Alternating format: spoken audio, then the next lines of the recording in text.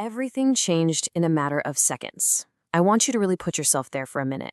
Imagine the absolute, suffocating silence of a professional football locker room after the final whistle blows on a 3-win season.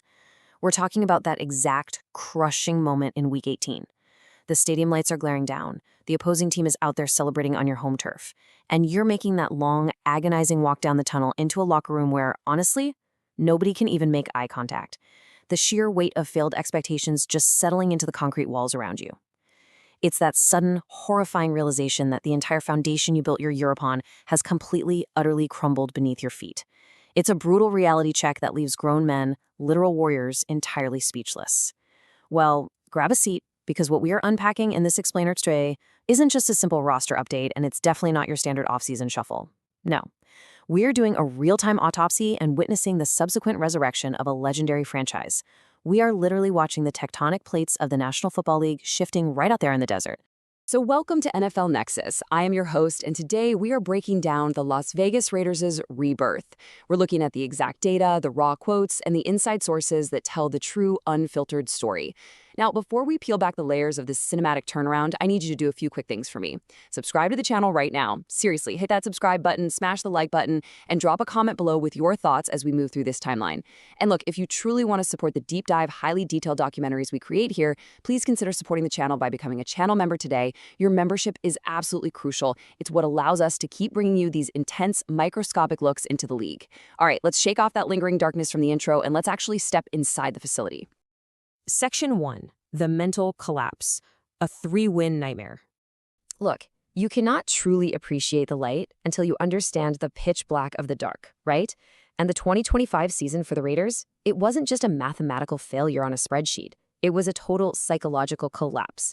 The defense, operating under former coordinator Patrick Graham, who, by the way, is a man renowned for squeezing literally every single ounce of potential out of his rosters, started with so much immense promise, but it ended in complete disaster. The juice, as they say in the league, just completely ran out. And what makes this so incredibly compelling to me is that we aren't just talking about missed tackles here. We aren't just talking about blown coverages. We are talking about a fundamental, emotional defeat that crept into the minds of some of the fiercest competitors on the face of the planet. So on one side of this massive canyon, we have the agonizing reality of 2025, exactly 3 wings, arguably the worst offense in the entire National Football League, and a defense that was entirely mentally defeated by the time December rolled around. The sheer physical exhaustion of having to play perfect defense week in and week out just to keep a completely stagnant offense in the game, it took a massive toll. But then, look across that canyon to the expectations for 2026. It is a completely different world, like night and day. We are suddenly talking about a unified building, the arrival of the highly coveted #1 overall draft pick, and an elite championship pedigree offensive coordination team. So the question is, how does a multi-billion-dollar organization bridge that massive gap in just a few short months? How do you take a locker room filled with 53 alpha males from a state of suffocating despair to absolute razor-sharp focus? Well, it requires a shock to the system. Phase 2, a complete turnaround. Changing the building. The real inciting incident of our story here is a sudden, electrifying regime change. The Raiders brought in a new general manager and a new head coach, and almost immediately, it was like the molecular structure of the air inside the Intermountain Health Performance Center shifted. This wasn't some slow, methodical transition. No, it was an instantaneous jolt of electricity to a flatlining patient. Now, we all know that every single year, fan bases across the league claim, oh, this time feels different. But to understand why that actually rings true right now for Vegas, you just have to listen to this raw, totally unfiltered admission from defensive end Malcolm Kuntz during OTAs. He said, and I quote, "I felt like last year, sometimes people were in their heads, and maybe mentally we kind of lost our competitive edge sometimes." I want you to pause and really absorb the gravity of that statement. Discovering a quote like this, it changes everything. I mean, in the hyper-macho, modern gladiator arena of the NFL, players are trained from childhood to project total invincibility, never show weakness, right? So for an elite pass rusher, a guy whose literal job description is to physically dominate another human being, to openly admit that the unit lost its competitive edge mentally, to say they were trapped in their own heads, that shows you exactly how profoundly broken the 2025 culture had become. It was a full-blown crisis of belief. The locker room was fracturing under the sheer weight of losing. But actually, in the exact same breath, Coons offered up the antidote. He went on to say, "It feels kind of like a different building, everybody knows what the plan is, and everybody kind of thinks the same." Boom. This right here, this is the absolute hallmark of a successful regime change. That suffocating confusion of last year is completely gone. Those disjointed, individual agendas that always tend to fester in losing locker rooms, poof, gone. Coons is telling us that they now have a roster full of players whose absolute singular priority is winning. Listen, when a new head coach steps into a building, the hardest thing to do, by far, is to get 53 distinct, strong personalities to buy into one unified vision. It's like herding cats. But the Raiders, they have aligned the compasses in that facility so tightly that every single man is pointing true north.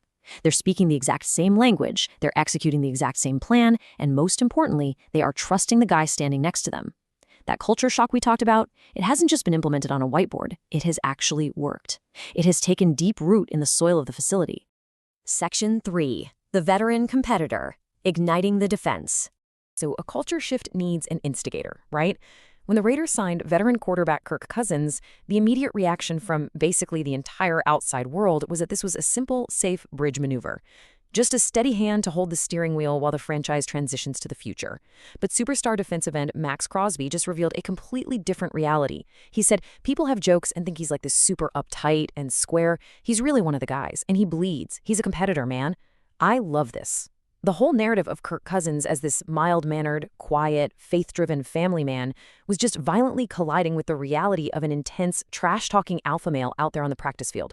Crosby, who is undeniably the fiery heartbeat of this Las Vegas franchise, was genuinely taken aback. Cousins hasn't just arrived to be some quiet caretaker. He is out there openly talking trash to the defense during organized team activities. He is actively challenging them, provoking them. Suddenly, this offense is pushing back against a defense that literally had to carry the entire team for months last year. And it is lighting a massive fire under that defensive unit. Crosby explicitly stated that hearing this from the veteran quarterback establishes this highly combative, high-stakes practice environment that simply did not exist in Vegas before. And you might be wondering, why is Cousins so incredibly confident? Why is a brand new arrival talking trash to one of the most fearsome defensive lines in football? Well, because the math absolutely backs up the mouth. 89.5%. When I was digging into the data for this explainer, I'm not gonna lie, this number stopped me in my tracks. That is Kirk Cousins' catchable ball percentage from his 10 games in Atlanta in 2025. 89.5%. That was the 7th best among all players with over 100 attempts in the entire league. Combine that with a 78.1% on-target percentage, which ranked 6th best overall. Do you realize how difficult it is to maintain that level of clinical accuracy against NFL defenses? He isn't just out there barking at Crosby and Kuntz. He is executing with surgical precision. The defense is getting carved up in practice by a veteran who knows exactly what he's doing before the ball is even snapped. He reads the coverage, he manipulates the safeties with his eyes, and he puts the ball perfectly in stride. This isn't just some fun training camp storyline for the media. It is an evolutionary pressure cooker. By aggressively challenging the defense and then backing it up with elite, undeniable accuracy, Cousins is practically forcing the entire defensive unit to adapt, evolve, and elevate their game to a championship standard. Section 4. The Rookie Franchise Savior, the Chosen One. Now, as great as that is, Kirk Cousins is really merely the prologue to the main event. Because the Raiders didn't just sign a veteran to fix their culture, they executed a master plan by drafting a quarterback #1 overall, Fernando Mendoza. The arrival of this specific rookie has practically shifted the tectonic plates of the entire league. After a completely undefeated college season, Mendoza is walking into a professional situation that is just absolutely ripe with monumental expectations. I mean, he is stepping right into the neon glare of Las Vegas, a city literally built on high stakes and massive gambles. Now, whether he starts week 1 or sits behind Cousins for a year to absorb the system, make no mistake, Mendoza is widely understood to be the eventual undeniable franchise quarterback. He is the ultimate golden prize of that brutal 3-win season we discussed earlier. The suffering, the emotional collapse, the total humiliation of 2025, all of that was just the exact currency required to purchase Fernando Mendoza in 2026. The entire long-term vision of this new regime relies squarely on a young man who has never tasted defeat on the massive stages of college football and who now carries the immense, suffocating weight of Las Vegas's Super Bowl dreams right on his shoulders. And you better believe the franchise is now entirely focused on building a custom-made, impenetrable fortress around him. Section 5. The Offensive Arsenal. Weapons of Vegas. Look, you absolutely do not bring in a #1 overall pick without arming him to the teeth. You just don't. The Raiders recognized that fielding the worst offense in the league last year was a systemic, catastrophic failure of both talent evaluation and scheme design. So what did they do? They completely overhauled the weaponry. First and foremost, they brought in offensive coordinator Clint Kubiak. And guys, this isn't just an intriguing hire. This is the strategic mastermind who literally just hoisted the Lombardi Trophy as the reigning Super Bowl champion offensive coordinator with the Seattle Seahawks. He brings the ultimate, undeniable championship pedigree into a building that has been starving for it. His system is famously quarterback-friendly, heavily built on timing and rhythm. Then, you add in all-pro tight end Brock Bowers. Bowers is an absolute mutant out there, a total matchup nightmare. He's too fast for linebackers to cover, he's too big for safeties to jam, and he is practically automatic over the middle of the field. He is a young quarterback's absolute best friend. And finally, you have the explosive third-year wide receiver Trey Tucker.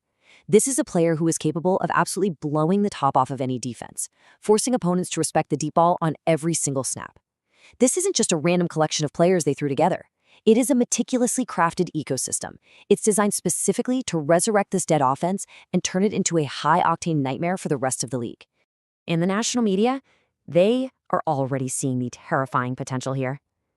Honestly, when I found this stat, it blew my mind. CBS Sports recently ranked the top quarterback-wide receiver duos in the NFL ahead of the 2026 season, and they placed Fernando Mendoza and Trey Tucker at number 10.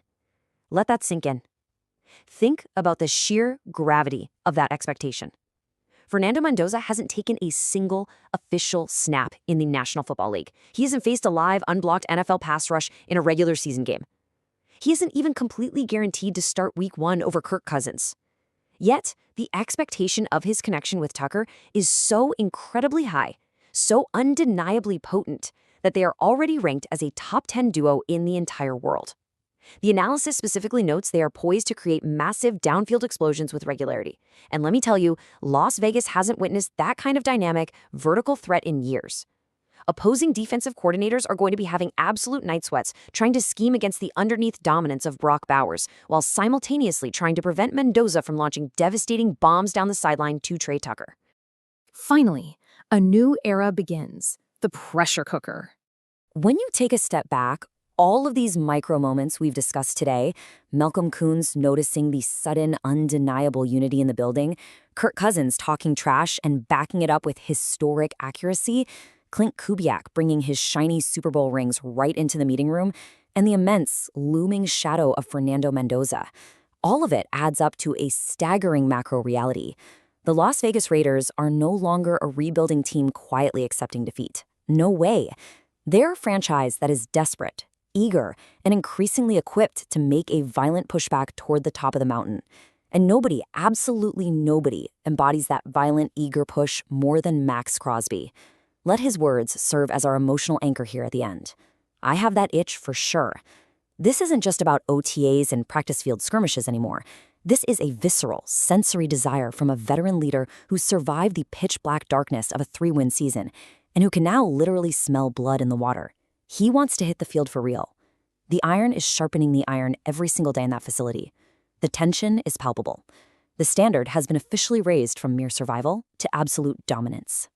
Which leaves us with one haunting, monumental final question. Will this new regime finally lead Las Vegas back to the Super Bowl? Look, the concrete foundation has been poured. The weapons are fully loaded, and the deeply flawed culture of 2025 has been fundamentally rewritten from the inside out. The pieces are all beautifully laid out on the board right now. But the story? The story is far from over. In fact, it's really just beginning, and every single snap this season is going to carry massive, franchise-altering consequences. The desert is awake again. Thank you so much for joining me on this explainer. If you want to follow every thrilling, dramatic detail of this journey as the season unfolds, you know exactly what to do. Subscribe to NFL Nexus, like this explainer, leave a comment down below with your official Super Bowl prediction for the Raiders, and please become a channel member today to support more deep dives just like this one. Your support is exactly what keeps this documentary engine running. Until next time, stay curious and keep your eyes on the details.